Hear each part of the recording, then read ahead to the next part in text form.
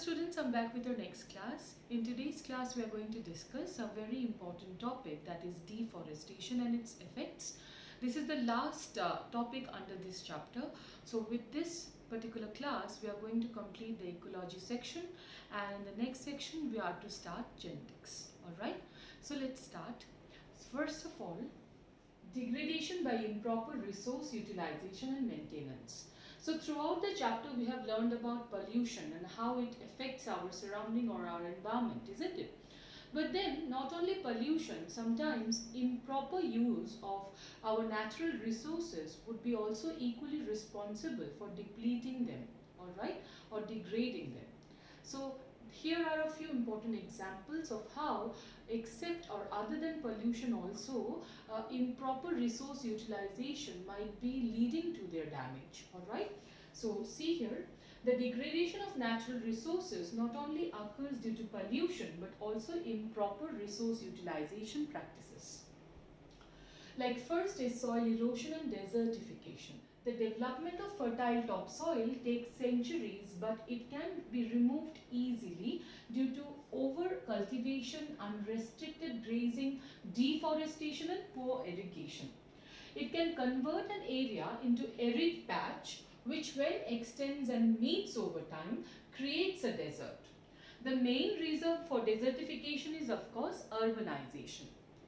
So continuously, due to certain kind of man-made activities like overgrazing or cutting down of forest and etc., we are continuously removing the layer of plantation that holds onto the soil.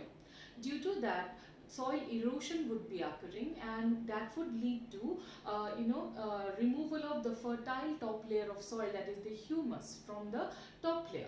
And because of that, continuously when this will keep happening, the soil patches will turn sterile, and over time when they meet or extend, that would again lead to desertification. The main reason why desertification is happening is due to the expansion of our cities, that is urbanization. Alright. Now, waterlogging and soil salinity. Irrigation without proper drainage leads to waterlogging, and waterlogged soil has poor aeration. As a result, there is poor plant growth, and it also draws salt to the surface of the soil, which then starts collecting at the roots of the plant, damaging the crops. These problems came into wake of the Green Revolution. So continuously when Green Revolution occurred, there was a great pressure that was on our agricultural fields for growing more and more of crops, isn't it? It is at that time that there were problems of waterlogging or poor irrigation that came into being, isn't it? Due to poor irrigation or waterlogging, the soil quality would be reduced, proper aeration won't be present in the soil, and of course then the soil eventually would lack all the qualities for proper agricultural practices. Alright. Now, deforestation. All of you know deforestation means removal of forest cover, or in short or commonly cutting down of trees.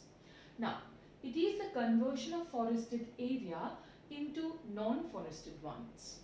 Around 40% of forest has been lost in the tropics in comparison to only 1% in the temperate zone.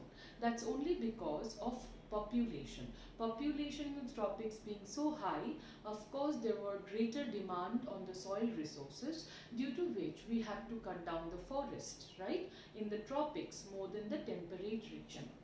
At the beginning of the century, forest covered 30% of the land in India, which has now come down to 19.4% at present. Alright, whereas you know, National Forest Policy 1988 had recommended India to have 33% of its total land cover under the forest, whereas instead of following the protocol, we have been reducing the cover of forest. Now presently it occurs at 19.4%, right? Now, reasons of deforestation. Conversion of forest land into agricultural land, cutting down trees for timber, firewood, etc. slash and burn agriculture called jhum cultivation, which is very important for your exam as well. This question has been asked many a times. Alright.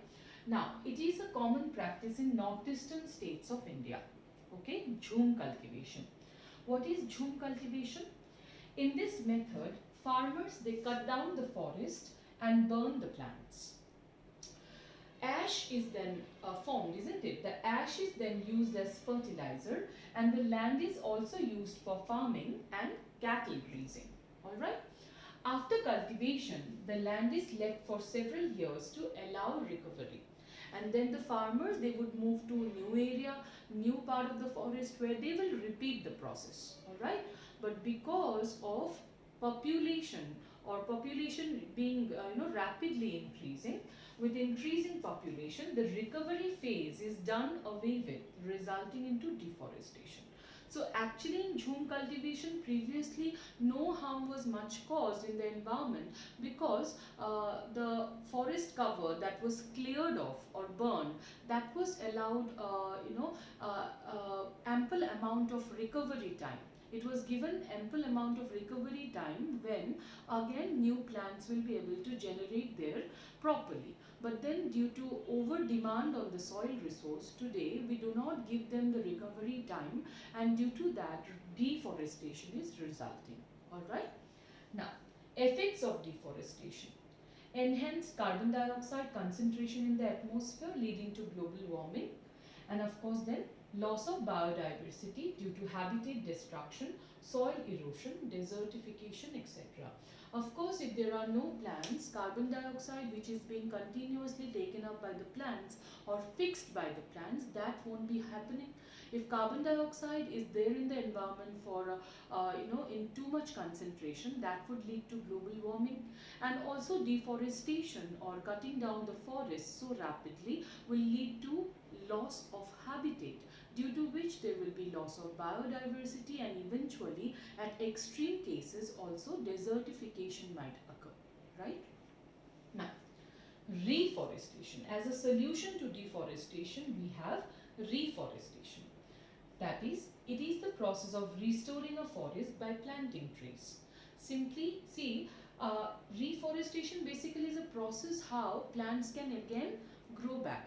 Even if we do not plant the trees, it is a natural process, right? Even if you don't plant trees, don't you think a particular patch of land which is fertile will eventually generate or give rise to plants? It will happen eventually, isn't it? So it's a natural process how a barren or a empty plot of land or soil will eventually give rise to plants. But then we can speed up the process because continuously deforestation has caused so much of harm to our environment already. We can speed up the process by planting more and more of trees. Alright? Now, a tree plantation movement or Van Mahotsava is being carried in India since 1950, under which many government or private agencies perform plantation during July and February every year. Alright, so this is related to the deforestation. Now, for the last part, that is case studies on people's participation on conservation of forest. Now for the last part of the chapter, in this part we are going to discuss a few case studies based on people's participation in conservation of forest. Alright, so let us see a few important examples which are very important for your exam as well. Alright, so let's see this. People's participation has long history in India.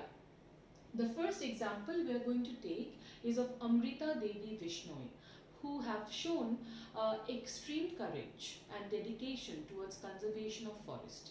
She rather has lost her life in saving trees. Alright, so see here, in 1731, the king of Jodhpur in Rajasthan asked one of his ministers to arrange wood for constructing a new palace. The ministers and workers went to nearby village inhabited by Bishnoi to cut down the trees. Okay, it's a local community there called Bishnois in the village, and the ministers and the workers, they went up to the Bishnois where there was the forest for cutting down and bringing out the wood. Vishnoi woman Amrita Devi hugged the trees and dared the king's man to cut her first before cutting the trees. Now that's extreme example, isn't it? Such kind of extreme dedication towards saving a tree might not be present, anywhere in the world. Sadly, the king's man cut down the tree along with her, and her three daughters and hundreds of other Vishnois followed her and lost their lives saving trees as well. So such an example of sacrifice for saving trees, I'm sure you won't be finding anywhere in the world. Such kind of dedication towards forest is something, very remarkable, right? Now, the Government of India recently instituted the Amrita Devi Vishnoi Wildlife Protection Award for individuals or communities from rural areas that have shown extraordinary courage and dedication in protecting wildlife, just like Amrita Devi Vishnoi herself. Alright? Now, the next one is also very important. It's called Chipko movement. Chipko means hugging. Okay? So it's called hug the tree movement. Alright? So Chipko movement, this movement started in March 1974 in Gopeshwar in Chamoli district and was headed by Chandi Prasad Bhatt of Gopeshwar and Sundar Lal Bahuguna of Siliara, Tehri region. It started for protecting the trees. Local women showed enormous courage in protecting trees from the acts of the contractors by hugging them.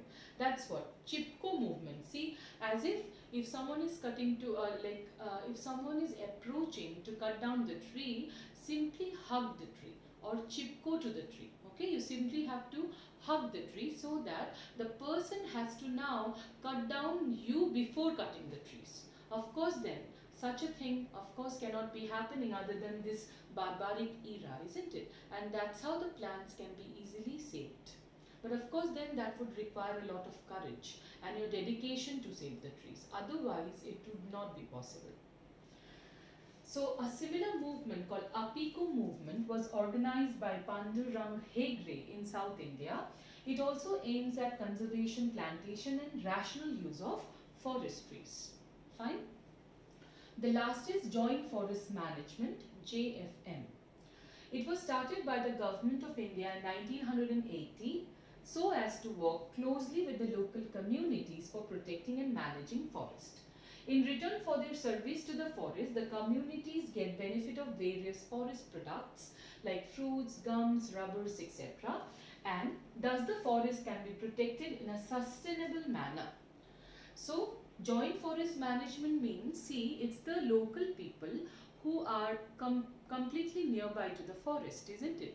And if we kind of prohibit the local people to enter the forest just because we want to protect it, of course, there can be so many consequences happening. The local people whose livelihood maybe depends on the forest, they would be, having a lot of difficulty. Likewise, also they can also try to find out some unfair means of how to break the rules and enter the forest and reap benefits out of it.